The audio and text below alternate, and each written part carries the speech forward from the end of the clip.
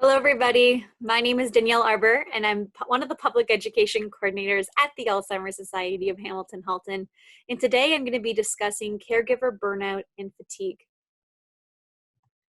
Just a quick question for all of you. Did anybody want to be a caregiver of somebody with dementia? I'm assuming maybe that wasn't our original plan. You know, we make vows in marriages for better or for worse. We're there to support our other family members, whatever they need. However, being a caregiver of somebody with dementia is usually not what we had thought when we made these promises. But here we are, caring for somebody and feeling a little bit lost when doing so.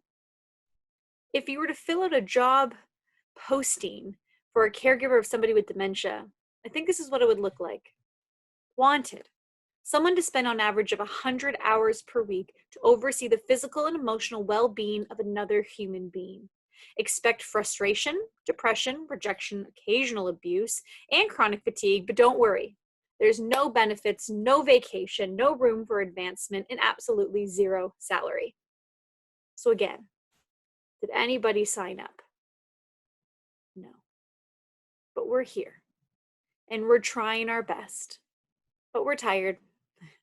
And we're tired more than ever because this is a very difficult journey. And again, one you never expected, just like what we're going through right now with COVID-19. But this is also something that we never thought for ourselves ever.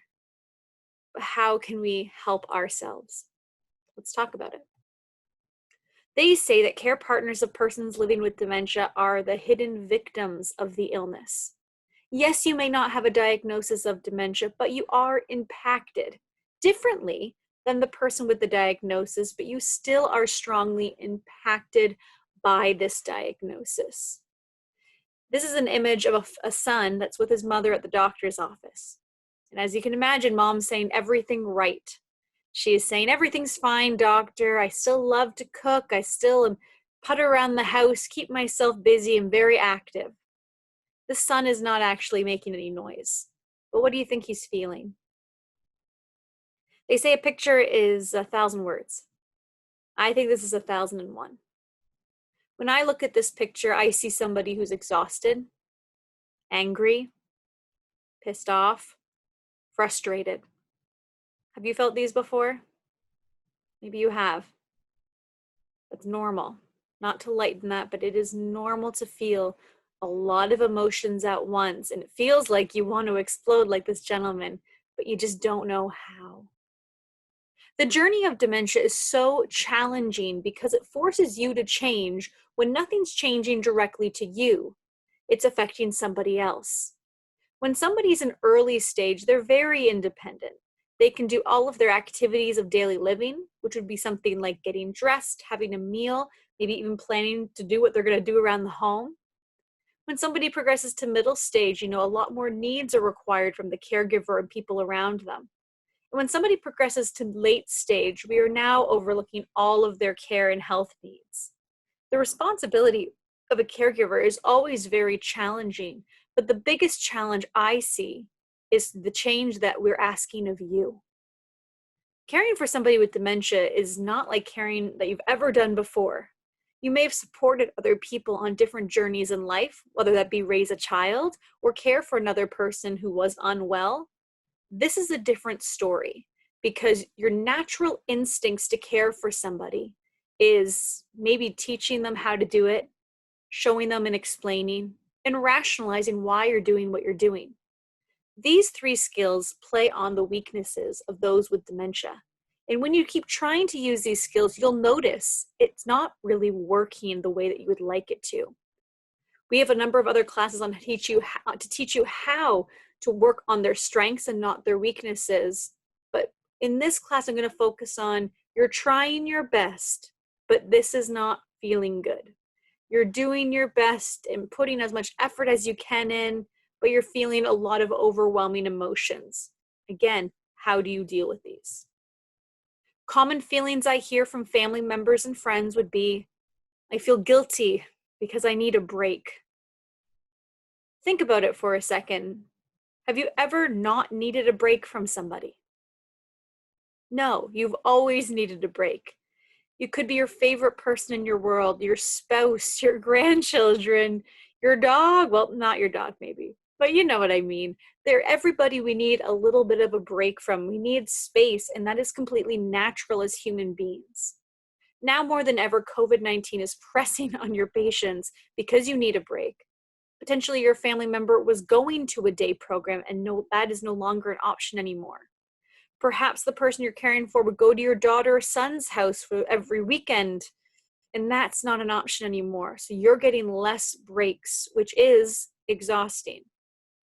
Why aren't they listening to me? Why aren't they listening to me? It feels like I'm telling them, they're saying yes, but they're not doing the actions that they said they would. Remembering with dementia, their comprehension becomes a little bit more of an issue over time. Again, we have classes on communication, so please make sure to check those out.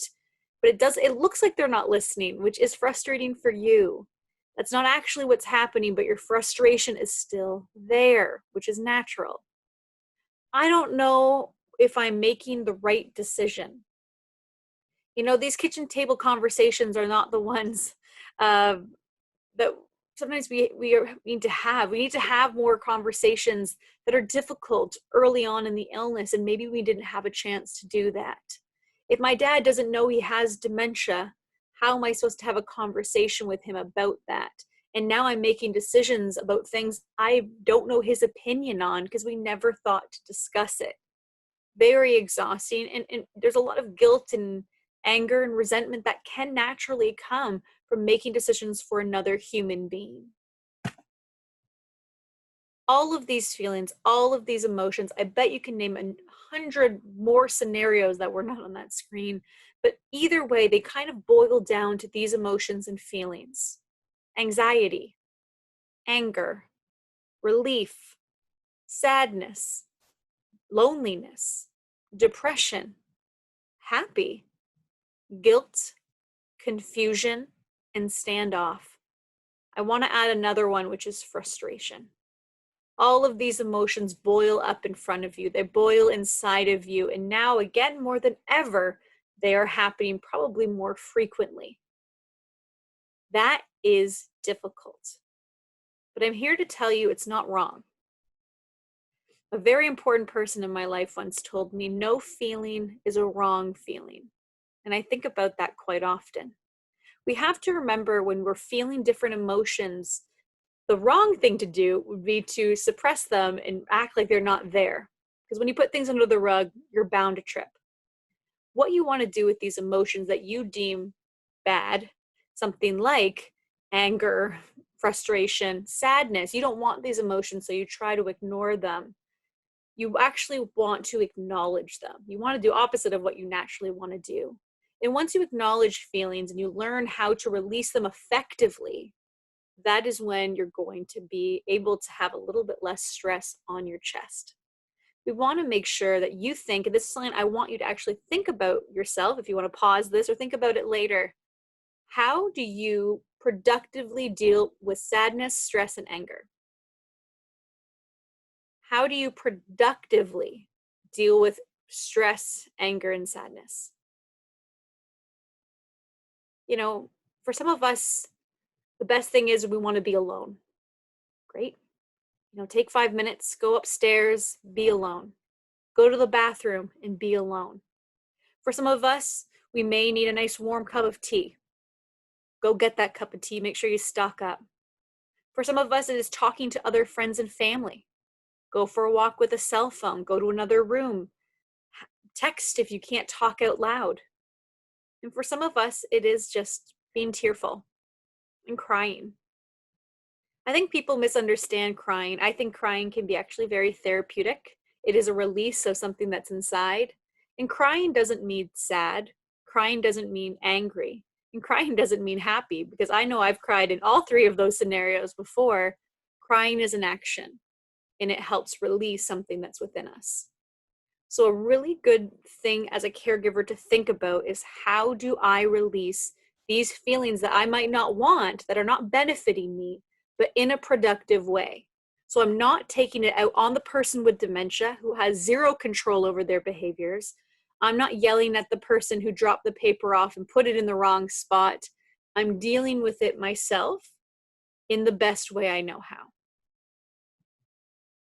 Caregiver burnout happens very quickly, and you might not realize that it's kind of boiling up until it then explodes.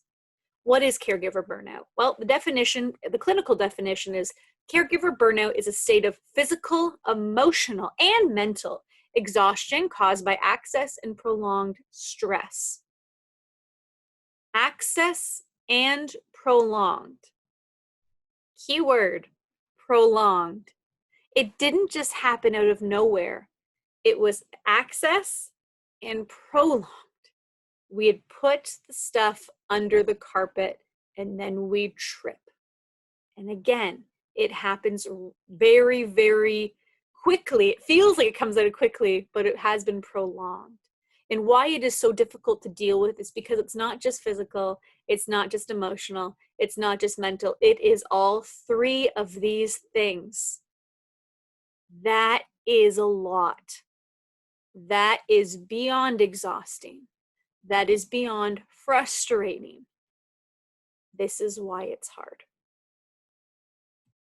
So how do I know I might be experiencing or can be experiencing very soon a strong caregiver burnout? Well, there are a couple of signs to look for. The first one is denial. Denial about the disease is something that we hear quite often at the society. Oh, we're not there yet. No. Don't worry about that. My dad got lost once, but it was just a little mishap. It's definitely not going to happen again. I know. That's really challenging to hear. But we can't, that is a denial statement. If your family member has gotten lost, they're at a very high likelihood of getting lost in the community again. If they're not there yet, but a professional is suggesting something to you, they might be able to see something that you haven't been able to let into your heart yet. So denial is a very strong symptom of caregiver burnout, sign, pardon me. Anger at the person. It's definitely quite normal that we see people projecting their frustration and anger of being a caregiver on the person with dementia. It's not a very productive method. However, I realize and understand why that happens. Because you have control over what you're doing, but the person with dementia doesn't have control. And normally in your relationship, you could probably do a little bit of give and take and back and forth. But with dementia, you're doing a lot of giving. And it's very frustrating when you're not getting much in return. Social withdrawal. For those of you who are extroverts, and let me clarify what an extrovert is. An extrovert is somebody who gets energy by being around other people.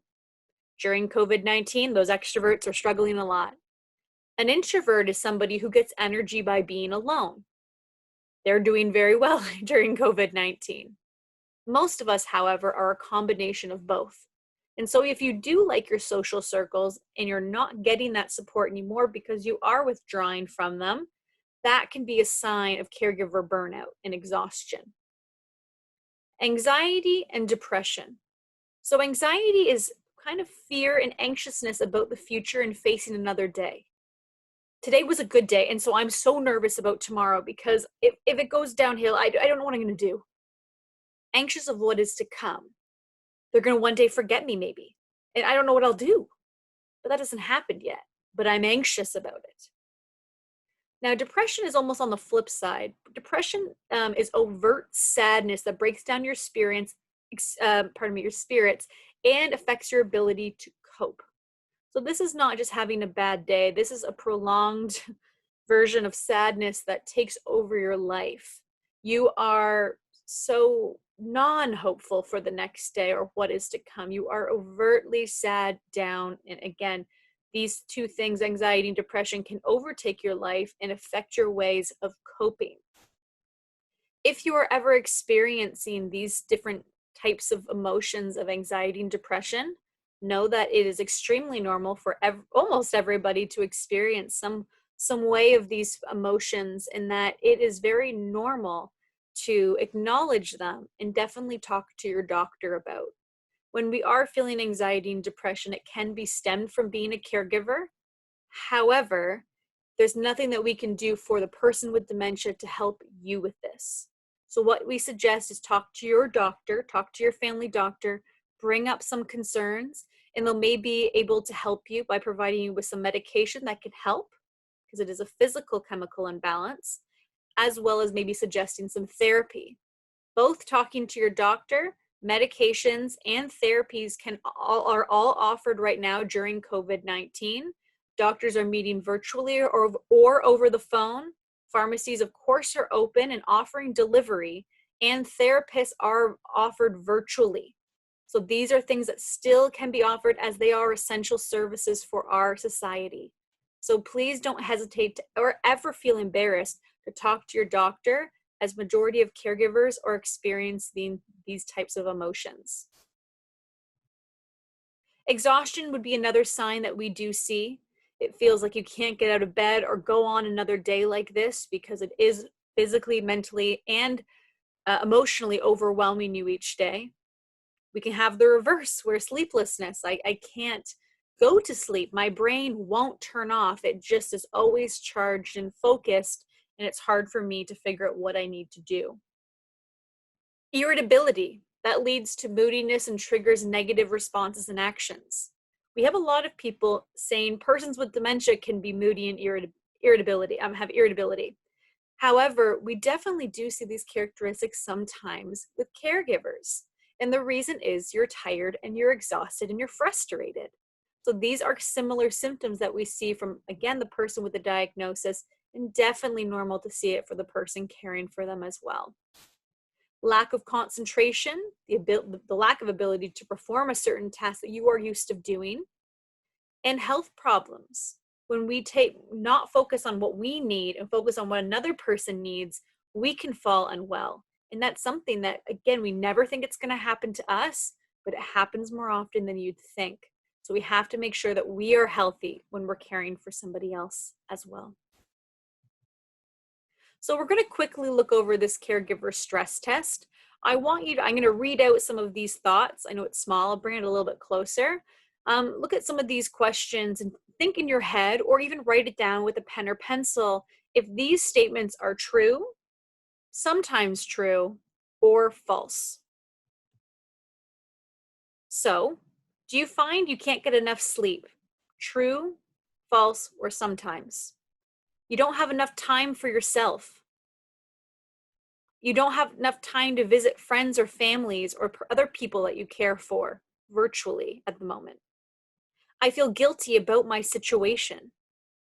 I don't get out much anymore. Again, in a normal scenario, not COVID-19. I have conflict with the person I care for. Many fights and conversations. I cry often. I worry about having enough money to make ends meet. I don't feel I have enough knowledge to provide the care I would like to. And lastly, my own health is not good. Again, you can pause this or just briefly think to yourself how many trues, sometimes, and falses that would be for you in this scenario. If you responded true or sometimes to more than one of these areas, it may be time to look for help with caregiving and taking care of yourself more as a priority. If any of you have been on a plane before, you know that the flight attendants give all these important instructions at the beginning. One of the ones they always tell you is if something was to go wrong, oxygen masks will fall from the ceiling and you have to put them on. They do say something. First, do you put the mask on of somebody you care about or yourself? What do you do first? That's correct. You definitely put it on yourself before you help, they say, a child or somebody else. Why do they say that? Well, they say it because you cannot help somebody if you are not healthy. You are useless if you are on the ground to help another person. So you have to remember, if you're not healthy and you don't take yourself as number one priority, you might fall unwell and not be able to be the caregiver that you're actually trying to be. A couple things that you can do to help yourself would be, one, value yourself. Because I've never had a time where a caregiver goes, I'm doing a good job. I'm doing great. And I'm doing my best every single day.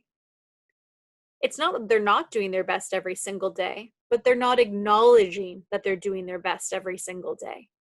I have the privilege of hearing so many amazing, innovative, creative, wonderful stories that caregivers are doing to help another person, but they don't say that about themselves. They just say them.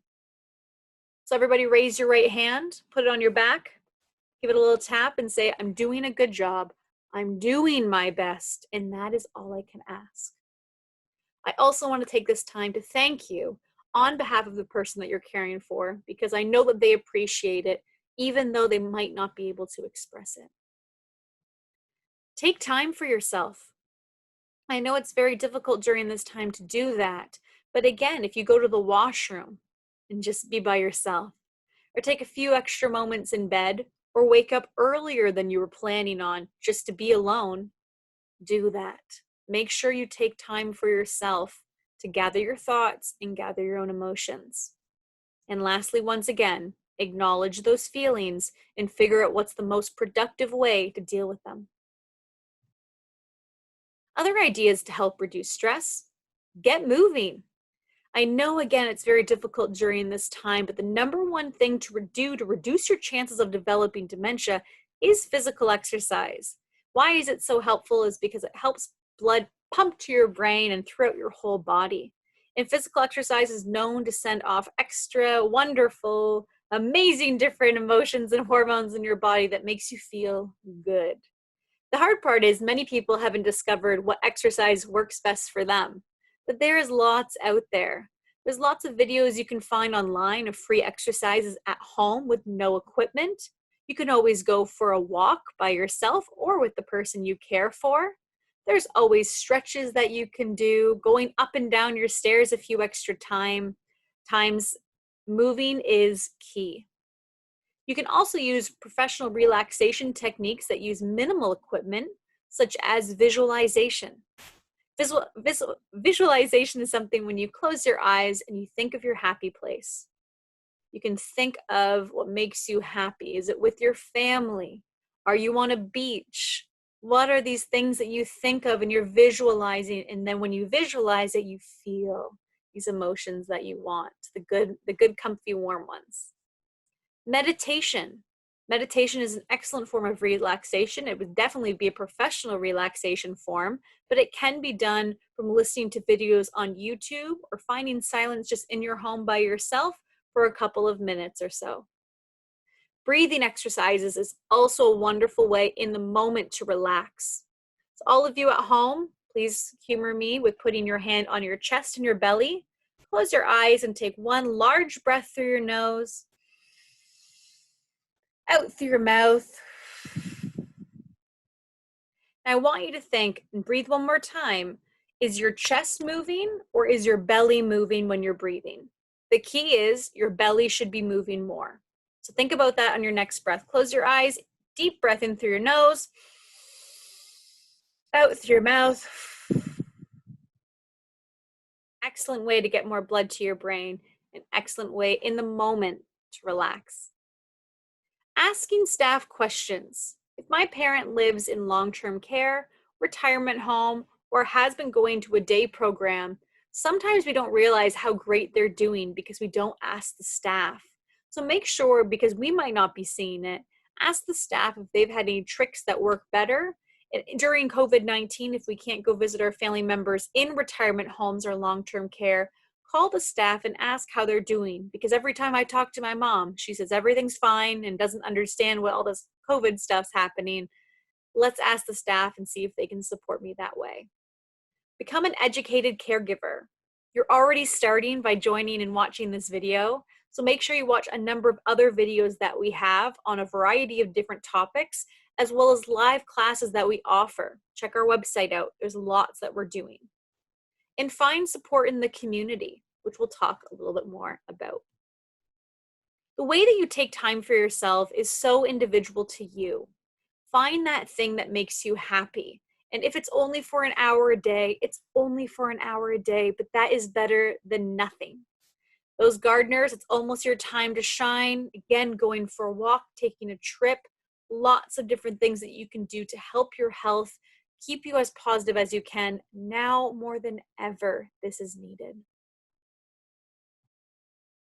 Let's look at this other caregiver checklist. Now, this is more of the positive caregiver checklist. And I want you to think of how many check marks you can have here. Are you getting out and exercising at least once a week? Are you getting at least 5.5 to 8 hours of sleep a night? I talk with family and friends and relatives weekly. I keep up with medical and dental appointments. I'm taking on medications as prescribed to keep up my health from a professional. My legal and financial papers are up to date and available, making sure that our POA and all of those documents have been changed since a diagnosis of dementia. Because if my husband has dementia, it may not be the best decision for him to be my primary POA. I have checked out new resources regarding caregiving. There's lots online on our website. Again, all these videos that we offer and more. I have read and am aware of the Caregiver Bill of Rights as well as the Dementia Bill of Rights. This might be the time to check those out. As well as I'm eating 3 balanced meals a day. We should be checkmarking most of these things on this list to keep us as healthy as possible as a caregiver. If there are some missing check marks, make sure you do a little bit of homework and find ways that you can make yourself have more sleep. Check out the Bill of Rights. Make sure I'm going to my doctor's appointments. These are a priority. So the community resources that are offered in the area within Ontario, basically, there are many. Some of them, unfortunately, are currently on hold during this time, but it's good for us to know what is out there when things do go back to normal. The community resources that are offered in the community for you would be something like respite in the home. And when I say home, that can be a residential home, an apartment building, as well as retirement home are all considered community. That's when somebody comes into my dad's house and helps him at his home where he lives. What are my options there? You have home care through the LHIN. That would all be free. Respite in the home. The LHIN can only offer so much, so we would be looking at something like private home care agencies who offer a variety, much more options and hours, but for a charge. There are many different private home care agencies within the community, so make sure you check out, do your homework, ask for referrals, and make sure they're up to date with their education. As well as volunteer visiting. Volunteer visiting is great, and they usually have great services. In Halton, where I work, we have a wonderful company called Acclaim Health, and they have an excellent volunteer visiting program. I'm assuming, like many of these programs, they're all on halt right now as we are not going into people's homes. There usually is very large wait lists for any of these volunteer visiting programs you may have heard of. So make sure you are informed and remembering things don't usually work like that. So we do expect to be on waitlist for some time, but it's best to be proactive earlier than expect it quickly later. There's always day programs, and they're all throughout every community. So make sure you look into day programs, and if the LHIN has ever suggested to apply, definitely take on that opportunity because they can be an excellent resource for the person with dementia as well as you getting a break. Right now, they are no longer open during COVID-19 currently. However, when they are open, they are an excellent resource. During this time, I know many of them are active, even with their clients not coming to the actual location. They're sending out lots of activities, which is amazing.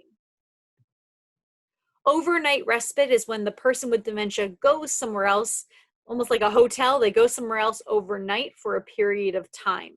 There's wonderful places like Nora's House in Mississauga that's open to anybody who has dementia to stay overnight for a period of time. You book it like a hotel months in advance and make sure you get a spot that works for you. It is a dementia-specific place that is excellent and offers many different resources for the person to keep busy. There is a fee, of course. However, that covers all of their meals, having full-time nursing care, and a recreation therapist as well. You may hear of different resources as retirement homes do offer short stay beds. This can be a great option for you and your family. Remember, it's not always dementia specific, so we want to make sure we're looking into the details on that with pricing. There's also, of course, long-term care homes and retirement homes for us always to be aware of. I suggest you learn the difference between a long-term care home and a retirement home. A long-term care home is overlooked by the Ministry of Health and has many different regulations. You do have to apply to get in, and there are sometimes extensive wait lists for that. You can't just apply with a diagnosis of dementia. You have to fit the requirements that the LHIN sets. A retirement home is made for active seniors that have less needs than those who live in a long-term care home. There will be more of them. There is not a set cost, so you may want to look at pricing and location and see what they offer if you were to need more care for your family member. The impact on families is so difficult and challenging, and that's why caregiver burnout happens. Acknowledge why this is so hard for you. Letting go is very difficult. My dad forgot my favorite trip to Florida. That was really hard for me. Things like that come through, and that's letting go of pieces of your family member, which is so exhausting and hard. Strangers involved in care can be difficult. Now more than ever, with people taking on extra, equipment is really challenging for persons with dementia and can be very impersonal and hard. Loss of control over the disease. As much as you fight it, it is happening, and it's hard to let go of those pieces and control of the person I'm trying to care for. And acceptance that care will not always be the same, in that it is always progressing, and my family member will most likely need more and more care over time. Remember, the Alzheimer Society is still here and open for you. We are open virtually, even though our office doors are currently closed, but we are still providing free virtual counseling over the phone. Once again, a number of different educations online, so please check us out. Health promotion programs we have in different areas, so please ask your local counselor for more questions, as well as fund development. We are still doing our Walk for Alzheimer's, which was our biggest event. All proceeds that would be donated to a local society stay in that community, so please check it out May 31st. A lot of different programs that we typically offer, but the ones online I would love you to focus on. If you've never taken a dementia education series, this is the time. It is a 4-week series, 2-hour classes, extremely beneficial for even the most experienced of caregiver. You will always get something out of it, so make sure you check us out online. Each month we're offering 3 different time slots. Middle stage education is quite self-explanatory. It is also given online live. Dementia education in middle stage will not be given pre-recorded. They are live, so you do need to attend on the times they are available. As well as we have our other classes, brain health classes, and other dementia talks such as this. We do have pre-recorded online, so make sure you check us out, and I hope that you learn something new. Have a good day. Bye.